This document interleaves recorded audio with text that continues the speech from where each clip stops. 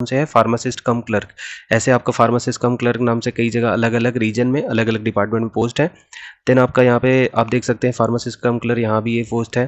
फिर आप junior pharmacist की अलग से पोस्ट है। फिर आप देख सकते हो होम्योपैथिक फार्मासिस्ट में कम क्लर्क की पोस्ट है। देन आपकी आयुर्वेदिक फार्मासिस्ट। तो ये आपकी अलग अलग रीजन में अलग अलग पोस्ट कोड के नाम पे अलग अलग वैकेंसी है, जिनकी एज भी अलग है, लेवल भी अलग है। ठीक है दोस्तों, और इस पूरे डाटा को मैंने क्या किया है, एक स्लाइड पे समराइज कर रखा है। और यहाँ पे आप देख सकते हैं, तो वो फार्मासिस्ट की कौन सी पोस्ट होने वाली है, उस पोस्ट का नाम क्या है, उसमें कितने पोस्ट होने वाले हैं, उसका एग्जाम लेवल क्या होने वाला है, दैट मीन्स 10+2 होगा या ग्रेजुएशन लेवल का एग्जाम होगा, एज कितनी होगी, लेवल क्या होगा, ये सारी बातें हम करने वाले। तो अगर मैं आपके पहले पोस्ट की बात करूं तो फार्मासिस्ट कम क्लर्क की पोस्ट है, और इसमें जो वहां पे आपने पूरा देखा 3 अलग अलग जगह पे, उसको मैंने एक जगह समराइज कर रखा है। उसमें लेवल 5 का होने वाली है जॉब। एज है की बात करें तो 21 से 28 के बीच एज होगी। एग्जाम लेवल जो होगा दोस्तों, ये ध्यान रखना है, 10+2 लेवल का एग्जाम होगा। ठीक है, उसके बाद यूआर कैटेगरी में 13 सीट हैं, ओबीसी में 3 है, एससी में 1 है, एसटी में 1 है, और देन यूडब्ल्यूएस में भी 1 है।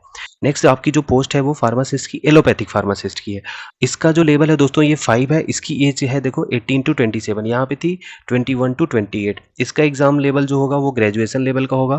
पोस्ट वाइज जो वैकेंसीज हैं यू कैटेगरी वाइज, यूआर में 32 पोस्ट है, ओबीसी में 9, एससी में 15, एसटी में 2 और ईडब्ल्यूएस में 10। नेक्स्ट जो आपका पोस्ट है वो आयुर्वेदा के लिए है, आयुर्वेदिक फार्मासिस्ट में। उसमें लेवल 5 की सैलरी होगी, 20 से 30 के बीच एज होना चाहिए।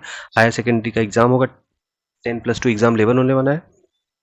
20 पोस्ट हैं यूआर में, 10 पोस्ट हैं आपकी ओबीसी में, 3 एससी में है, 4 एसटी में है और 1 उसमें है। तो ओवरऑल 38 पोस्ट इसमें हो गई आयुर्वेदिक फार्मासिस्ट में।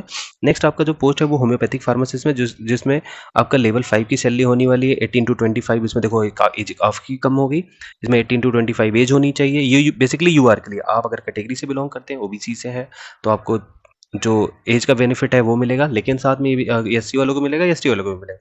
लेकिन साथ में आपको ये भी ध्यान रखना है कि जब अगर आप एज का बेनिफिट लेके इस फॉर्म को फिल करते हैं तो आपको ओनली कैटेगरी की ही सीट अलॉट होगी, यूआर की सीट आपको नहीं मिलेगी, ऐसा सुप्रीम कोर्ट ने पहले ही कह दिया है। ठीक है, तो ये ध्यान में रखना है। यूआर की भी 10 है, ओबीसी की कोई पोस्ट नहीं, एससी एसटी ईडब्ल्यूएस की कोई पोस्ट नहीं। नेक्स्ट आपका जो एक वैकेंसी है वो जूनियर फार्मासिस्ट में, यहाँ पे आपका लेवल 4 का एज 18 टू 27, यूआर की केवल एक पोस्ट है। तो ये पोस्ट वाइज था। नेक्स्ट मैं बात करता हूँ कि एग्जाम में कहाँ से कितने क्वेश्चन आने वाले, क्या नेगेटिव मार्किंग होने वाली।